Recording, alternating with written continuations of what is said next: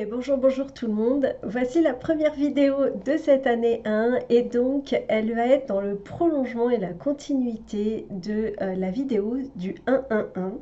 Et justement, comme je vous parlais de renouveau, de mettre des nouvelles choses en place, etc., j'ai décidé donc de partir un petit peu sur la vidéo que je vous ai faite où je vous ai parlé des 3-1 et en fait, 2026, ça fait 10. Et je vous ai dit qu'on ne comptait pas le zéro en numérologie. J'ai décidé parce que j'ai eu plein de personnes qui m'ont souhaité bonne année en me disant bonne année du calendrier grégorien et qui m'ont dit oui, de toute façon, le temps n'existe pas. Et j'ai eu plein de discussions par rapport plein d'échanges, on va dire, par rapport à ce que j'avais pu dire et à justement cet éveil de conscience dont je vous parlais également, dont beaucoup de personnes ont fait preuve durant ces dernières années. Et c'est pour ça aussi que les gens écoutent un petit peu moins les vidéos où on parle de cette évolution de conscience qui est en place, parce que en fait, les gens ressentent intuitivement. Le cheminement permet ça, de ressentir intuitivement une certaine vérité. Et donc, il y a une certaine lassitude d'avoir des vidéos où on se dit « mais ça, je le sais déjà, là, j'ai pas l'impression d'apprendre quelque chose, etc. » Donc, c'est pour ça que je me suis dit « je vais proposer cette vidéo d'une façon un petit peu différente ». Et donc, on va partir... Je vais partir déjà du calendrier. Donc, le calendrier, ça veut dire, en fait, c'est l'étymologie du mot latin calendarium. Mais en fait, c'est ce qui signifie, qui nous intéresse, en fait, ça veut dire registre de dette. Donc, registre de dette, en fait, c'est parce que euh, alors après, ce que je vous dis encore une fois, c'est une parcelle de vérité. Il y a plein de choses qui ont été faites autour du calendrier. Il a été mis en place pour plusieurs choses, mais notamment, et c'est pour ça que ce mot est utilisé, pour avoir un moment, une deadline de savoir quand payer les esclaves, les ouvriers, appelez-les comme vous voulez et comme c'est le plus juste pour vous. Moi, j'ai vu dans mes recherches esclaves, bon, je pense qu'il n'y avait pas que des esclaves, mais bon, après ça, c'est pas très important. Donc déjà, donc voilà, ça déjà, ça a été mis en place pour en partie cette raison-là. Ensuite, je vais vous parler, je vais vous faire un petit cours d'histoire pour ceux qui n'auraient pas fait les recherches. Il faut savoir que en fait, au 3e millénaire avant Jésus-Christ, bien sûr, puisque c'est notre année, on va dire, de référence, notre année 0 de référence, les cités sumériennes de Mésopotamie, en fait, sont les premières à utiliser un calendrier correspondant au mouvement de la Lune. Donc, en fait, il faut savoir que, en fait, eux, ils s'en servaient plutôt par rapport aux récoltes, pour savoir quand est-ce qu'ils devaient planter, récolter, etc. C'était plus en lien avec ça. Donc, pourquoi ils utilisaient donc les mouvements de la Lune? Et moi, je vais vous parler un petit peu justement de ce calendrier lunaire. Euh, En fait, il faut savoir que le mois, il est à l'origine d'une mesure du temps fondée sur le mouvement de la Lune qui suit un cycle de 28 jours. Donc déjà, vous pouvez observer que nous, nos mois ne sont pas basés sur des cycles de 28 jours. Donc déjà, on se rend compte qu'on n'est plus sur des calendriers lunaires, sur un calendrier lunaire en tout cas. Et en fait, eux, à l'époque, ils utilisaient le ciel comme une horloge, c'est-à-dire que le soleil indique l'heure de la journée. Donc, vous voyez, des fois sur des maisons, surtout dans le sud, il y a cette barre en métal autour d'un... Enfin, je ne sais pas comment ça s'appelle, mais en fonction d'où est le soleil, où se trouve l'ombre, ben ça donne l'heure. Après, il faut savoir le lire, mais en tout cas, ça indiquait l'heure de la journée. Après, il y en a avec l'ombre aussi qui sont capables de le faire, mais bon, ça, c'est après, c'est autre chose. Ensuite, la lune va indiquer le jour du mois et les étoiles vont indiquer le mois de l'année. Donc ça, c'était donc il y a fort longtemps.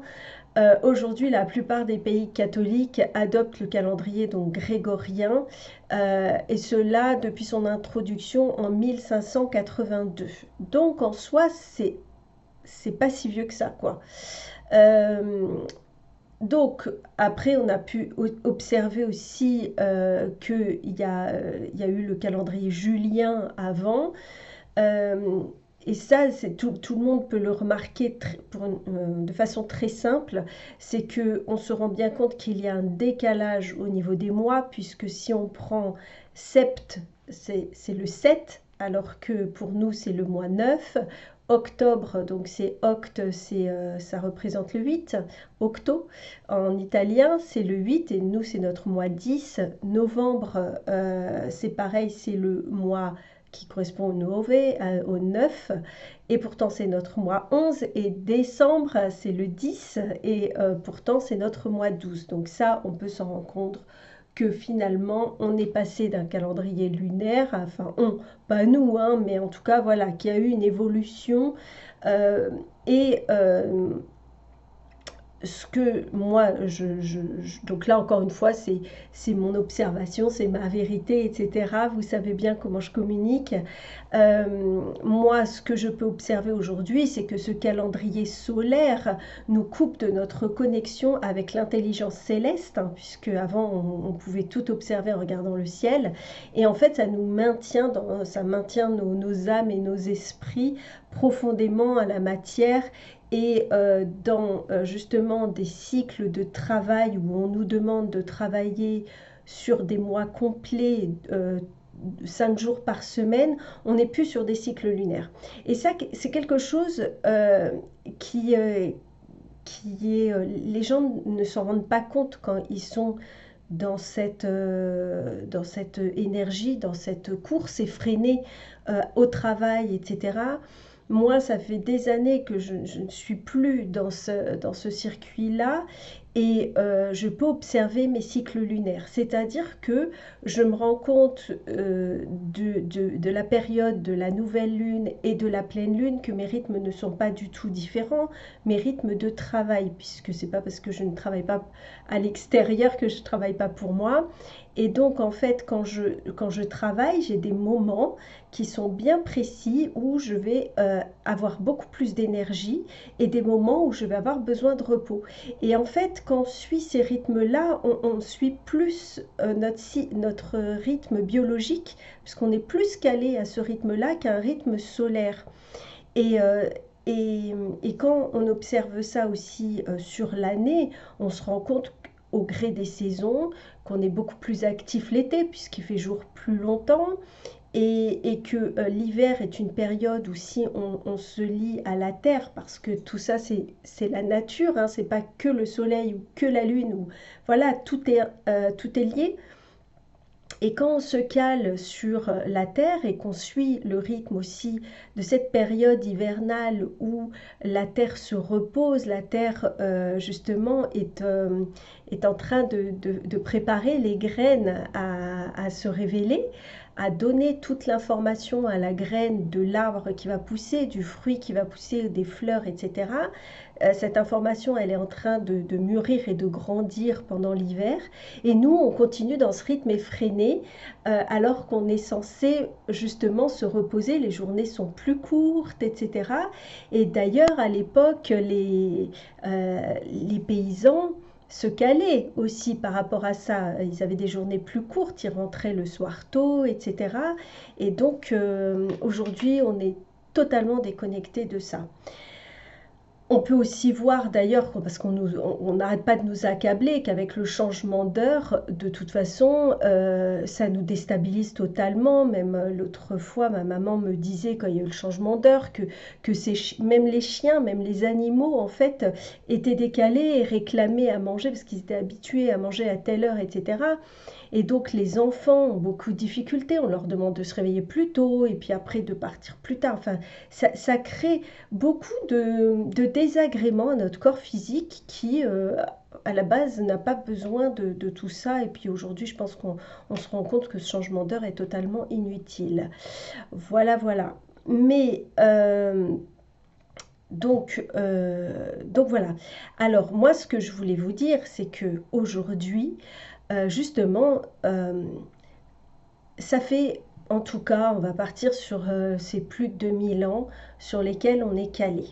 Et donc, il y a tout un tas d'égrégores qui se sont mis en place. Donc, c'est-à-dire que les égrégores sont des énergies collectives qui soutiennent des intentions, des émotions, etc. Et donc qui font que ça peut nous embarquer quand on est dans cette croyance. C'est-à-dire que nous choisissons nos croyances. Et aujourd'hui, il y a de plus en plus de gens qui veulent se sortir de ce calendrier grégorien en refusant, en disant de toute façon, le premier, ce n'est pas le premier jour de l'année. En plus, on voit qu'il y a plein de calendriers, qu'il y a plein de personnes qui ont des calendriers totalement différents, où ils ne sont pas dans la même année que nous, etc.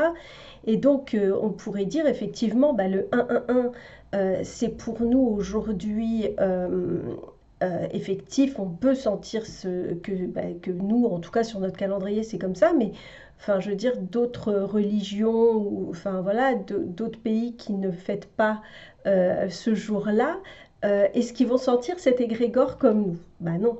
Mais comme nous, on est tous dans cet égrégore-là, puisque nous vibrons tous à ce rythme-là, on va le ressentir. Donc c'est pour ça que je vous parle de ce 1-1-1.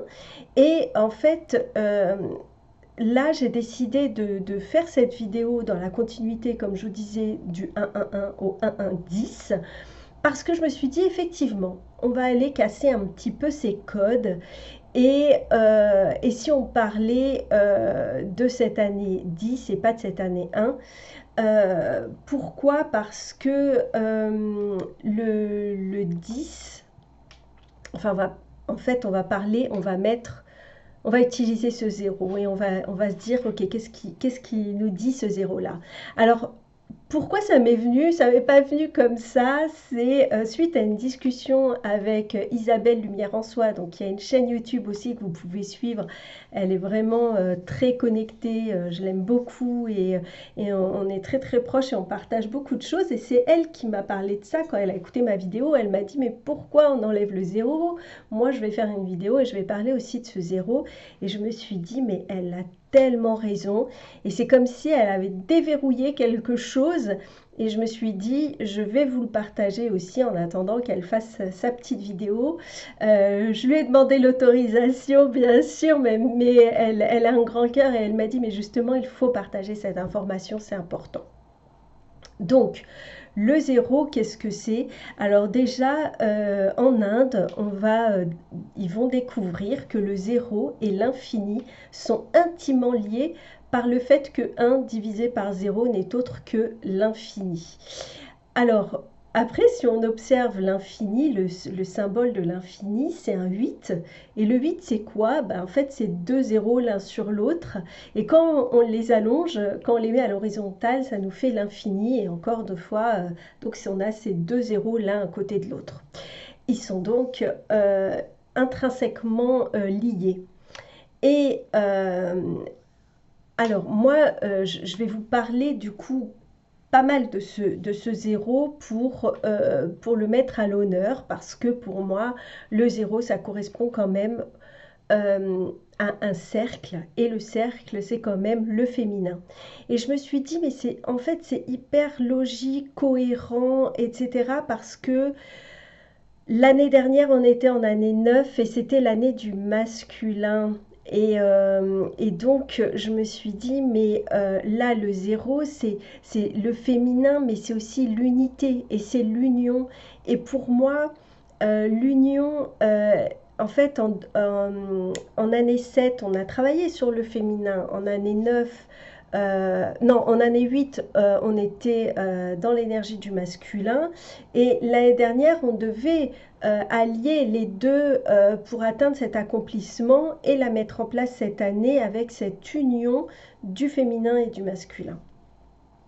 Donc, Par sa nature différente, le zéro, sa nature différente des autres chiffres, c'est un cercle et il symbolise donc le domaine de l'esprit et il est perçu comme l'expression du pur divin. Alors, en numérologie, maintenant on va parler un petit peu de numérologie, le zéro, parce que en fait c'est vrai que quand on fait des calculs de mission de vie, etc., on ne prend pas en compte le zéro. Mais quand on prend sur un niveau, on va dire, un petit peu plus spirituel, le zéro, ben là, on lui trouve des symboliques. C'est-à-dire que si vous voyez minuit, vous allez avoir 4 zéros, et ben ça va avoir une signification spirituelle. C'est le renouveau, c'est le départ, c'est les nouveaux projets, ça veut dire quelque chose.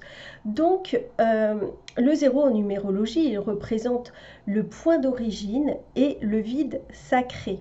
C'est le champ quantique d'où tout émerge. Il incarne l'unité avant la dualité. C'est l'état méditatif absolu où toute séparation disparaît. Donc ça correspond, moi je trouve que ça symbolise beaucoup la source quand même, parce que cette source, cette unification, hein, cette unicité, c'est le féminin aussi, c'est le symbole de la naissance, du commencement et du tout. C'est pour ça que je vous dis, c'est aussi cette source de... comme je vous avais fait une petite vidéo sur l'utérus cosmique, j'en ferai peut-être une autre pour parler de ça, parce que c'est vraiment intéressant, et comme on rentre vraiment vers cette union à laquelle on doit accéder, donc en fait, c'est pour ça que je n'ai pas utilisé le terme patriarcat pour dire que depuis 2000 ans, on est dans le patriarcat, parce que je ne veux pas que ce soit pris dans le sens où je vais aller vers le matriarcat. Ce n'est pas du tout le cas. Ce qui est important de faire aujourd'hui, c'est d'aller vers cette équité et donc de trouver cette unité entre le masculin et le féminin. Donc en fait, ce zéro, c'est un symbole profond qui représente le potentiel infini. C'est une page blanche d'où émerge toute création et vers laquelle elle retourne finalement. C'est pour ça que je vous dis, bon, c'est vraiment pour moi cette notion de source. Donc, la signification spirituelle du zéro, elle englobe l'unité et la plénitude. Ça représente l'interconnexion de toute existence. Alors, comme je vous disais, je pense que est-ce que c'est pas cette mode New Age qui nous a fait dire que le zéro n'avait pas de valeur, parce que justement le New Age nous a embarqués dans tout un tas de croyances qui nous ont sortis du travail spirituel, qui nous a amenés à travailler à l'intérieur de nous, d'aller chercher la lumière en nous et d'aller chercher, le New Age nous a fait aller chercher que à l'extérieur et faire des choses extérieures au lieu de nous ramener à nous. Bien sûr, je fais une généralité, il y a des choses qui sont très très bien en termes de... Alors, c'est vrai que New Age, bon, j'ai déjà fait des vidéos là-dessus, je vais pas perdre du temps là-dessus, ça ne m'intéresse pas. Je ne veux pas perdre de temps surtout parce que j'ai déjà fait 18 minutes. Alors, moi j'aime bien aussi chercher les définitions, etc. Et donc, c'est pour ça que je vous parle de est-ce qu'on ne nous aurait pas fait annuler ce zéro pour une raison bien précise, parce que quand on cherche sur Internet sa définition, on voit que c'est un objet mathématique permettant d'exprimer une absence comme une quantité nulle. C'est le nombre d'éléments de l'ensemble vide. Donc en fait, cette théorie, elle exprime le refus, ou plutôt la volonté de refuser que ce vide soit plein d'une énergie exponentielle, comme peut l'expliquer Nassim Haramein. Si vous ne le connaissez pas, allez faire des recherches sur lui. Il a fait des vidéos très intéressantes. Je ne vais pas m'étaler non plus sur ce sujet-là, mais vraiment, ces vidéos sont très très bien expliquées. C'est un scientifique qui est un peu connecté et qui, justement, qui sait allier la spiritualité à la science et qui fait des choses incroyables. Donc, si on prend ça aussi en compte, on peut prendre les travaux de Nikola Tesla qui explique qu'il y a de l'énergie libre est à disposition et qu'on peut ne plus utiliser l'électricité si on se sert de cette énergie libre. Et donc là, ça réduirait énormément l'industrie de l'électricité, enfin, énergétique, etc. Ça serait vraiment un désastre pour eux parce que si l'énergie devient gratuite, eh bien, qui va exploiter ce fil? Ceux qui exploitent ce filon-là vont perdre beaucoup d'argent et comme c'est ce qui soutient un petit peu le monde dans lequel on est en ce moment, voilà, de nous faire croire que le vide est vide, bah, ça nous fait sortir justement, ça nous met encore une fois dans des croyances et ça fait qu'on ne va pas chercher la vérité en nous. Mais quand on commence à avoir cette intuition et à avoir des informations qui remontent, bon bah là c'est bien parce que c'est comme ça qu'on casse les codes. Donc, euh, donc aujourd'hui, on va redonner un petit peu sa place à ce zéro. Et donc, pour commencer, donc on va reprendre donc le fait que nous avons quand même 3-1 parce que c'est quand même le but. On a quand même ces 3-1, c'est important. Alors, ce triple 1, c'est comme un miroir. Il reflète la présence d'une force supérieure qui nous guide vers une compréhension plus profonde de notre véritable essence. Donc les 3-1, c'est une clé qui ouvre les portes du royaume spirituel. Alors en fait, il faut savoir que l'être humain, il réalise son unité lorsqu'il harmonise ses pensées, ses sentiments et ses actions. Donc je vous ai toujours dit, hein, le cœur, il a une force magnétique très puissante de création et donc la sagesse, elle va éclairer les pensées. Donc quand on change sa pensée et qu'on la rend positive avec notre sagesse, on va mettre de la lumière. L'amour, donc c'est ce qu'on fait vibrer dans notre cœur par cette justement qui va faire émaner un champ de force magnétique très très fort. Lui, il va nourrir les sentiments et la force va guider nos actions. C'est pour ça qu'il faut avoir cette force justement de toujours maîtriser ses pensées et ses émotions. Alors le 3, bien sûr, c'est la Sainte Trinité, c'est la triunité, c'est l'union du corps, de l'âme et de l'esprit vers une dimension supérieure, une conscience supérieure. Donc, cette connexion, comme je vous dis, elle relie la tête, le cœur et l'abdomen du ciel vers la terre par le biais de nos centres énergétiques. Et donc l'union avec le zéro, ça signe la création, le développement et la naissance. Donc si on regarde hein, le ventre d'une femme, c'est là, c'est dans cette sphère-là que tout naît en fait. Hein. Donc, pour résumer, donc, c'est important donc, de prendre conscience que ces 3-1 nous permettent de nous aligner corps, âme, esprit à la terre et au ciel. Et donc là, on vient de fermer un cycle de 9 années. Ceux qui seraient intéressés pour que je fasse un petit cours de numérologie, dites-le moi, parce que c'est vrai que je vous parle des chiffres, mais voilà, si vous voulez que je développe, il n'y a pas de souci. Donc aujourd'hui, on a la chance en conscience de choisir notre destin pour nos 9 années à venir.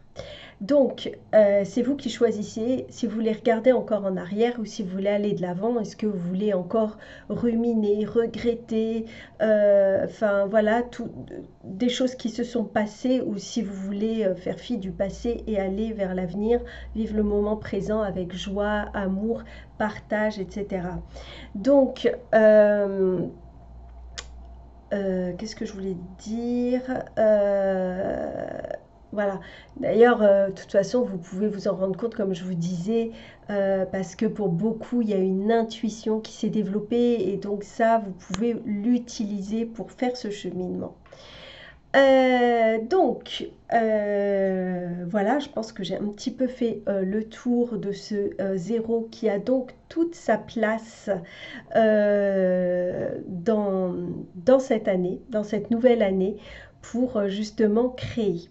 Donc, je me suis dit que j'allais vous proposer pour les 12 mois à venir, tous les mois, je vais vous proposer 2 questions. Donc, en fait, il y aura une question qui vous guidera vers un chemin de dépouillement et de libération intérieure, dont la finalité sera l'élargissement de la conscience par la lucidité et non par la croyance. Et ensuite, il y aura 12 questions. Vous ferez vos choix, vous n'êtes pas obligé de répondre aux deux, enfin vous faites ce que vous voulez, de toute façon vous êtes libre, il n'y a pas de sujet. Pour les 12 autres questions seront là pour transformer vos rêves en projets concrets. Elles seront orientées vers l'action, la clarté et l'incarnation. Donc, comment vous mettrez ça en place si vous en avez envie? Ça sera donc au choix 1 ou 2 questions par mois, que je ferai une petite vidéo en début de mois. Vous aurez à méditer, écrire et laisser infuser et il y aura une action concrète découlant de la réponse pour la deuxième question. Tout cela, donc ça sera sans chercher de bonnes réponses parce que la transformation, elle vient de la qualité de la présence et non de l'effort. C'est-à-dire que c'est un peu comme si vous avez fait les questions du rituel de l'Avent, vous comprendrez un petit peu ce que c'est de s'aligner, sinon ça sera l'occasion d'expérimenter ça. Donc ça sera de l'écriture libre et une relecture que je vous proposerai trimestrielle de ce que vous avez fait pour ajuster un petit peu ce que vous avez mis en place. Donc l'objectif, ça va être d'avoir à la fin de l'année plus de clarté, de prendre des décisions, de mettre des actions en place et d'ajuster au fur et à mesure. Donc voilà, parce que la conscience ne s'élève pas par accumulation mais par allègement. Donc c'est pour ça que je vous propose ces petites questions. Donc, je vais commencer dès maintenant pour ceux qui ont tenu. J'ai fait une longue vidéo, je ne me rends pas compte, je suis une vraie pipelette. Donc, pour le mois 1, non, je ferai une autre vidéo pour les questions, ça sera plus simple. Je vous fais une plus courte.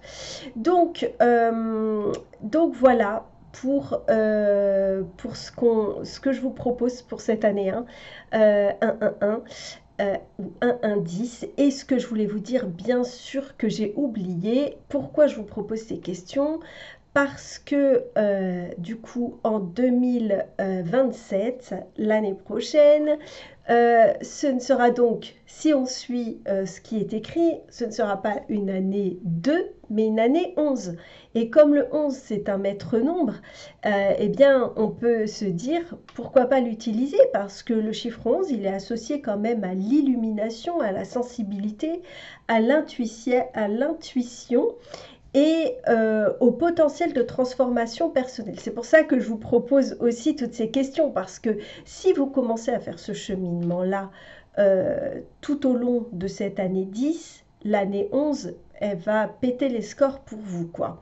Donc, c'est parce que c'est un nombre vraiment, ce maître nombre le 11, il porte une énergie spirituelle très élevée. Donc, voilà, après, les cartes sont entre vos mains. Je suis très contente d'avoir pu vous refaire cette vidéo, enfin, vous la faire, et d'aller justement vers des nouvelles choses, des nouvelles idées et des nouvelles croyances pour 2027, parce que de toute façon, hein, on est dans un monde de croyances, il ne faut pas se leurrer, quand on en enlève une, on en met une autre. Ce qui compte, c'est que ce soit des croyances aidantes et pas des croyances limitantes. Je vous embrasse et je vous dis à tout bientôt.